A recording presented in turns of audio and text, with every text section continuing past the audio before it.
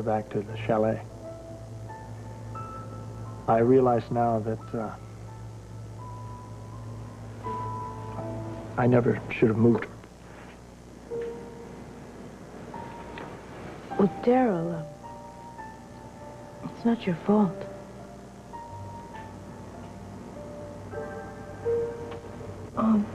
Can I get anybody anything else? Do you want some more coffee? No, thanks. You told him, listen, I'm curious about this Lombard case. Now that the defendant is deceased, are you going to proceed with the trial, or are you just going to cancel it? What's going to happen? No, I won't be doing that. The entire case has been handed over to Jason Benedict. This is without a doubt the best fried chicken I've had in my whole life. I think that's a slight exaggeration. It is not. Of course, you're talking to a boy who gets most of his chicken out of cardboard boxes. You know, all this talk about fast food sounds to me like a, there you go, a ploy for sympathy.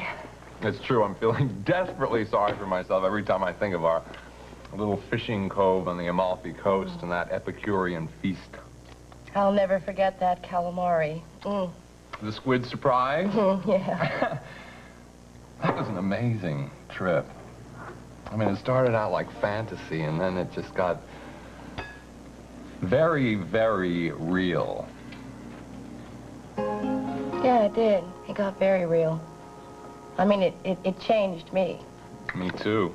I got on that boat, and I was feeling cynical and jaded, and then I met you, and I just felt rejuvenated, you know, like I could make things happen, like I believe in myself again. So, you want to tell me where I fit in? You don't beat around the bush, do you? I don't have to. No, you don't. I'll tell you what. You want to take a moonlight stroll with me? Sure. Okay. Here, why don't you wear Seth's jacket? It's a little warmer than that. That's not exactly regulation. Thank you, I will. Farm gear. Good fit. Oh, boy. Look at all those stars. I think we'll go down to the pond. It's really romantic down there. Julie, I've got a great idea. Everybody's asleep. We could have the pond all to ourselves, do a little skinny dipping, and then afterwards...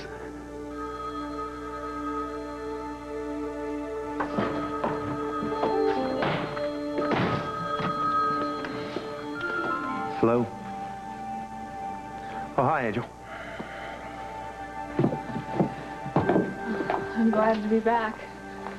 When I slowed down for the curve and the brakes failed, I wasn't sure. It's okay. I must admit, though, when that guy called me from the garage and told me that you'd been in an accident... I'm sorry. I didn't mean to scare you. I just couldn't dial because my hands were it's okay. Here, come on over here and sit down. So, I pulled the emergency brake and I swerved in time and... Maybe we ought to call Ellie and let her know that you're not going to pick up those papers tonight. No, I already called her and took care of that while I was waiting for you. Well, one thing's for sure, I'm not going to let you leave here again tonight. I've decided I'm going to call Iva and ask her if I could stay over at the farm. Well, there's plenty of room here at Cal's. I think I better stay at the farm tonight. I still remember sharing Mickey's room with just that wall between us.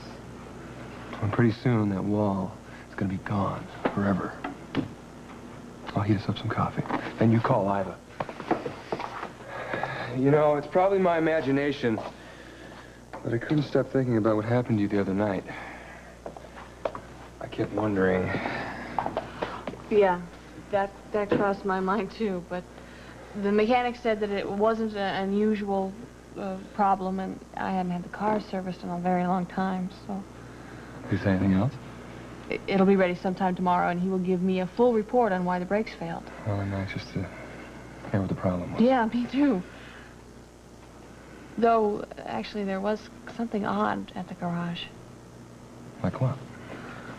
This car drove by, and it slowed down.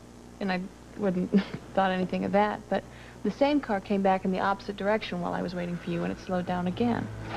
Did you have a chance to see the driver? No, but I know it was a man.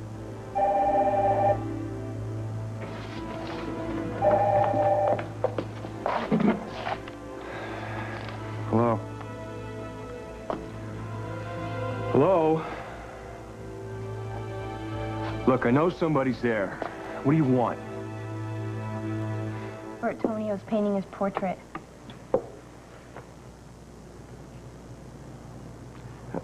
May I say something? I'm working on your shoulders so you can talk if you like. Ah, good. You know, Sabrina, I'm very pleased with the way this has all worked out. I much prefer sitting for you than for Colin. One of the reasons I accepted this commission was because Colin absconded with your advance. Surely you don't feel responsible for that. I was married to him. To me, that constitutes responsibility. After the thefts in London, I offered my services to the Lister Gallery gratis to try to make up for what he did. Well, that sounds like something you would do. I felt responsible for the hospital bills Meg ran up after her miscarriage. Even though I knew the child wasn't mine, I still felt responsible. And I knew the Snyder family couldn't incur that kind of debt. So you understand? I do. So, is your family busy getting ready for Thanksgiving? Yes. It's sort of an odd holiday for me, but it seems very important to them. Oh, I thought it was odd at first, too, but now I rather like it. It's nice to see an entire nation take a break to give thanks for their blessings. Do you have any special plans? No. It's a family-oriented holiday. I have no family. They were all killed in Montega. You're quite a hero in Montega. I understand they even erected a statue of you in Cartagena. How did you hear about that? I like to know all I can about my subjects. So I went to the library and I looked up everything I could find about you and Montega. Please don't move your shoulders. Oh, I'm sorry. Can you move a bit to the left? A bit more. Sabrina, maybe you should come over and position me yourself. Sabrina, it's all right. You don't have to be afraid to touch me.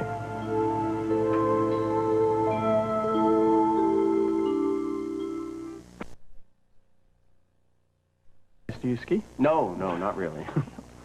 Well, you know, even though Carolyn's had the accident, I'm still an enthusiast for the sport. Maybe sometime I'll be able to give you a few tips. Sure, great. I don't think this winter's a good time to start. You know, my sister Franny, she's an avid skier. Yeah. Mm-hmm. Hey, Lila, how about you? You a big skier? Me? No. I've never skied, I never will, and I'm too late to learn. Oh, come on. You're in great shape. You know, you're the youngest mother on earth. I'm still not convinced that in real life you're not Margot's older sister. There you go. Boy, you sure know how to butter me up, don't you? I've got to get going home here, you know. Yeah, it's late. I'll grab the boats. Listen, Darrell, you know, now that you and Carolyn are here in town, you ought to come out to the farm for dinner one of these nights. Well, thank you, Carol. That's a nice thought. I think mixing with people would be good for Carol. Yeah. Well, we'll arrange that. Now, you see here, wasn't this a better way to end the evening than hitting the books?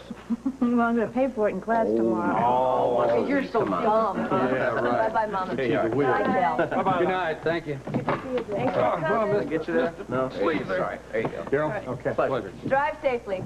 We will. Okay. I'm gonna run along too. Hey, listen, it's been a wonderful evening. Actually, I feel a little guilty about having so much fun while Carolyn's back in the hospital. Oh, stop it. She wouldn't want that.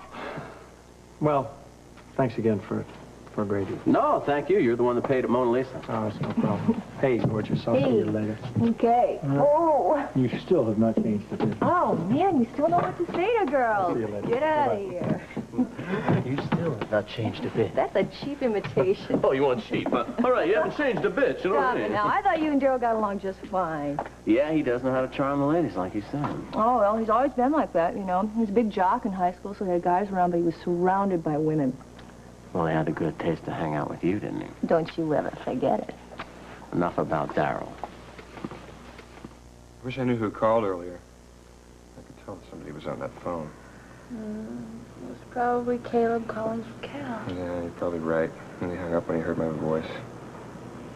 I assume that was the guy from the garage who called? Mm-hmm. Ivan and Jason were here? What did he say? So the car is going to be ready at noon tomorrow, and he'd give me a full report on why the brakes failed.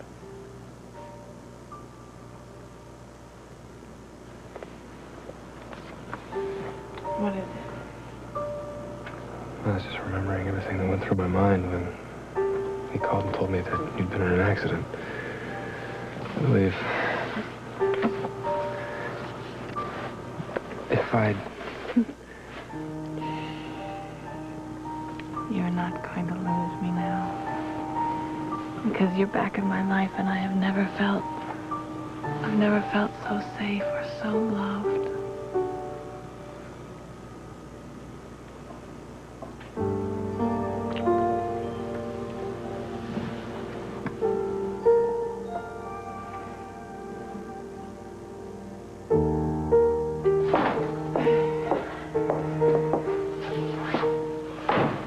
Or I wish you'd say something. Like what? Like, turn over the Lombard case to somebody else, like turn down the investigation into the Harper family, like that. Well, I want to. I mean, but how can I? How can I when I see that you're so excited about it? Well, a part of me is, but another part of me knows perfectly well that it's going to be a repeat of the years that I spent wallowing in the corruption and the violence. Well, how about this? How about this? How about if you know that I will sleep better knowing that you're out there protecting me? I would sleep better if I were next to you.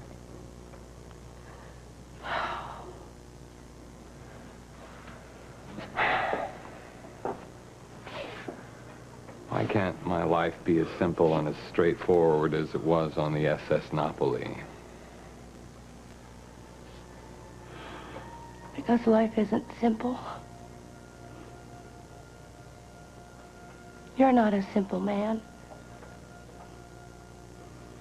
I mean, you chose that career out there protecting innocent people.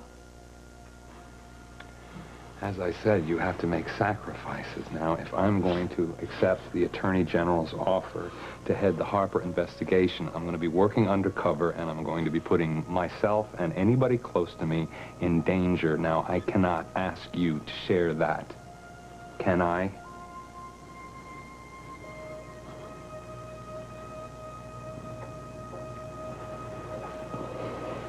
If you are embroiled in this investigation,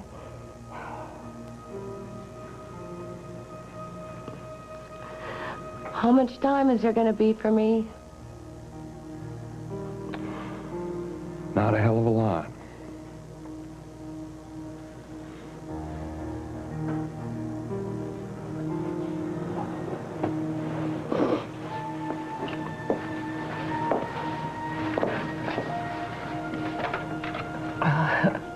That's what I thought.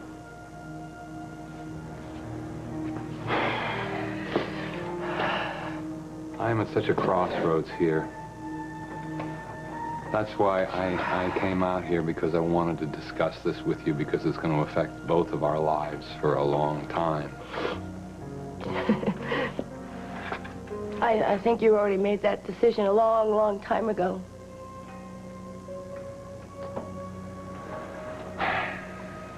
Well,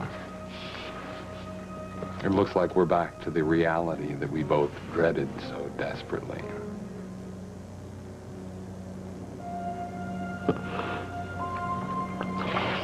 I don't really dread it so much anymore. Thanks to you. I have so much to thank you for that I don't even know where to begin.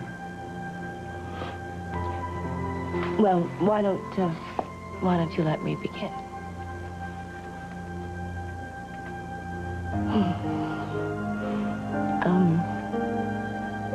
You'll always be a part of my life. And no matter where you go or what you do, I'm always going to be a part of your life. And I will be with you, even if it's not in the way that I would prefer.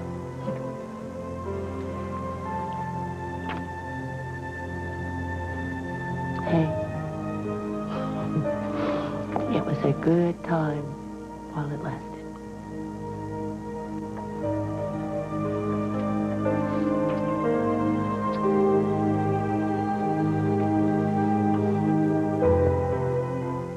Okay, this is something it's Dad. Can wreak such havoc with your muscles. I'm certain it's even more difficult for a man who's normally so active and used to being in control of every situation. Do I detect a hint of sarcasm in that remark, Sabrina? No. Oh, no, certainly not. I only meant that when one is sitting for a portrait, he or she has to be aware that the artist who's painting it is very much in control of the end result. Ah. And when do you intend to give me a glimpse of what you've captured so far? Soon. When it begins to take more form. Uh-huh. Here, let me help you with that. Thank you. You are very welcome. And you are very, very neat. I try to be. Everything in its proper place, as Mona used to say. And who is Mona? She was the nanny who raised me after the people I believed to be my parents were killed.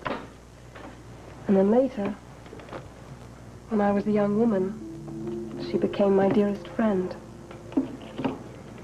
I think of her so often. I wonder if I would have made so many mistakes if she'd been there to talk to.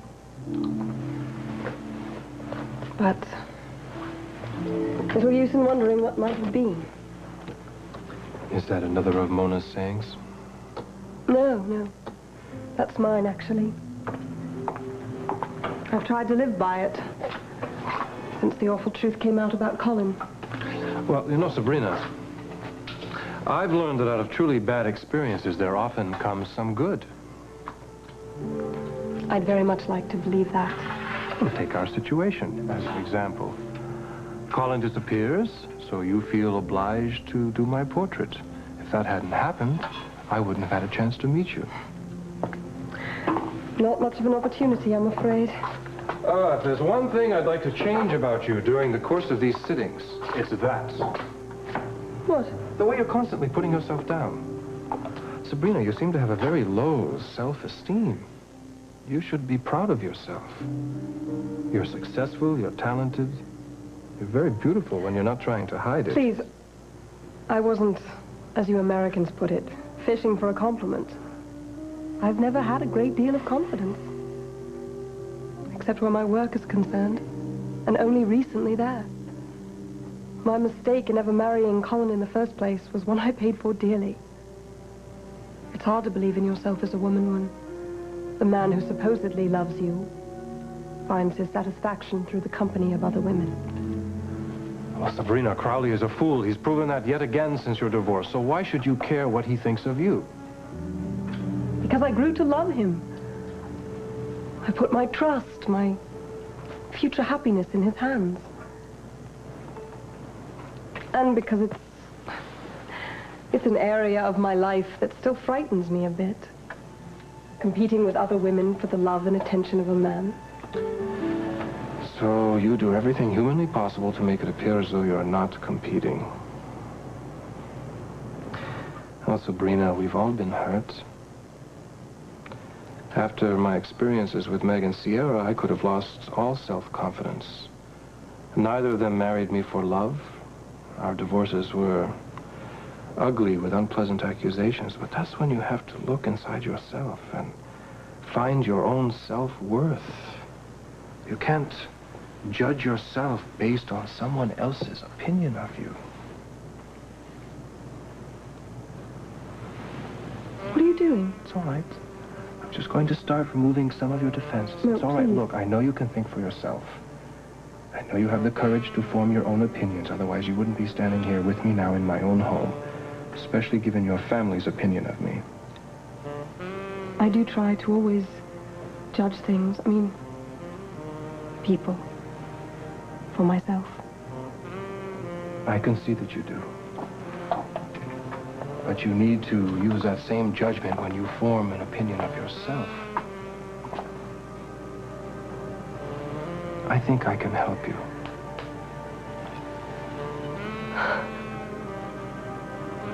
Yes. Sabrina, come with me. Where? It's all right. Don't be afraid. Just come over to this mirror. All right. I want you to see yourself the way I see you. I see a young woman, very good breeding. I see a woman with fire behind her eyes, who's a little afraid of all the things she feels so passionately.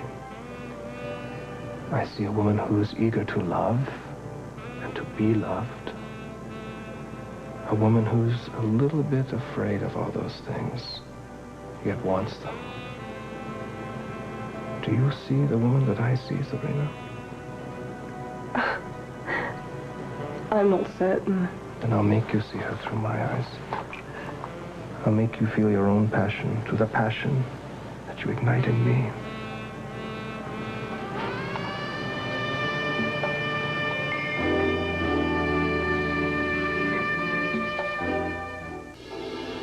The first day I color my hair, I love the color, the feeling. To keep it, now I have L'Oreal's new discovery. Yeah, I was thinking, winter's really for young people. Well, you know, when I was raising my kids back in Iowa, I used to go ice skating and sledding, all that winter stuff, and... Oh, and now, forget it. I just hope that Katie won't feel cheated by her dear old mom. Here you are, a smash sensation at the Mona Lisa. You're studying for a master's degree in a new specialty, and you've got the cutest little girl in the world. That doesn't sound old to me. Just hearing you describe it makes me feel tired. Yeah, well, maybe so, but, you know, I think all that incredible energy is what keeps you so youthful. Well, I guess Daryl isn't the only one with a silver tongue. Well, you have a safe trip back, and give my very best to Josh and Meg. You know, I think of her as a daughter. Well, you know, Meg is still waiting for you and Katie to make a visit to Waco. Well, that's out of the question. I can't go. Why? I've got a jet airplane. It's just waiting for the word. You have a jet? I got more than one. Well, that's very generous. You're a very generous person. I'd say it takes one to know one. Well, I'll just hang out here until you get inside. Oh, that's not necessary, really. You sure? Yeah. Well, all right, then. I want to thank you for a wonderful evening. Yes, thank you. Good night.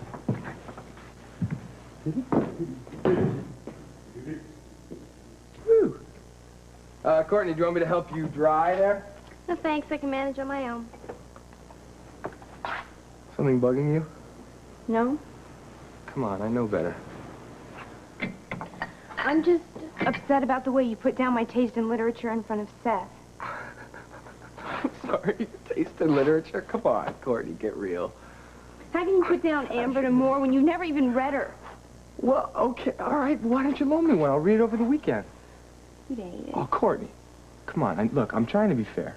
You're right. You're absolutely right. I shouldn't put down Passion in the Everglades until I read it. You'd hate it anyway. Why do you say that? Because it's a romance, and romance is scary. You ever... Go on.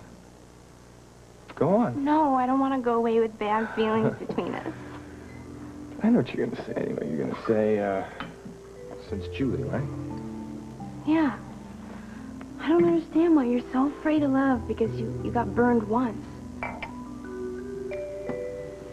Well, thanks for dinner. Hey, I'm glad you're going to be here for Thanksgiving. Me too. And you have a wonderful trip. Well, it's just a long weekend, really. Yeah, well, if Sean's as smart as you say he is, he'll never let you fly home.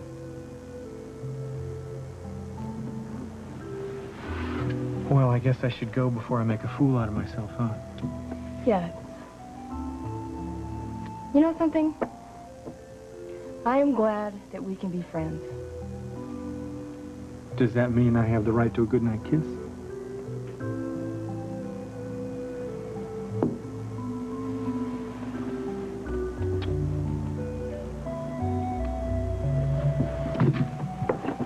Walk me out to the car.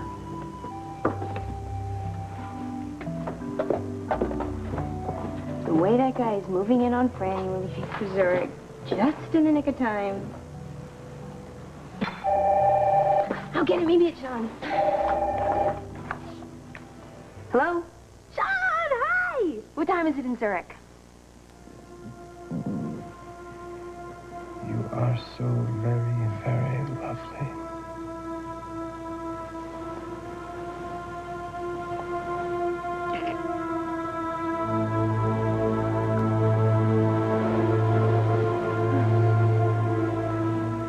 Well, I'll tell you something. I'm sorry you're going to be leaving tomorrow. Oh, look at this. I'm going to miss you. No, I kept my editor waiting long enough. Okay. I'm tired. Go to bed. I'm going to bed. Go to bed. Yes. Well, Seth, we're going to miss you, man. Yeah, well, I'm sorry I couldn't get you and Holden to reconcile your Yeah, well, I don't think anybody can do that. All I know is we had a pretty happy home here until the kid brother showed up from England. I might not be able to save my marriage with Julie, but I know I can do one thing, and that's stop Holden from screwing up Lily's life.